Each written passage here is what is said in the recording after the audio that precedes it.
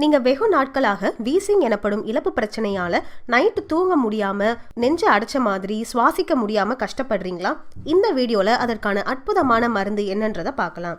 10 gram ஏலக்காய், 50 gram சுக்கு, 5 gram மிளகு, இந்த 3 பொருளையும் எடுத்துக்கோங்க. இந்த 3 பொருளையும் வாணலியில் பொன்னிறமாக வறுத்து பவுடர் ஆக்கிக்கோங்க. இரவு தூங்குறதுக்கு முன்னாடி பாலில் இந்த பவுடர்லேருந்து அரை ஸ்பூன் கலந்து குடிச்சிட்டு வந்தீங்கன்னா நாளடைவில் நல்ல முன்னேற்றம் தரும். இதை தினமும் சாப்பிட்றதால சளி தொந்தரவுல இருந்து விடுபட்டு ஆரோக்கியமாக வாழலாம்.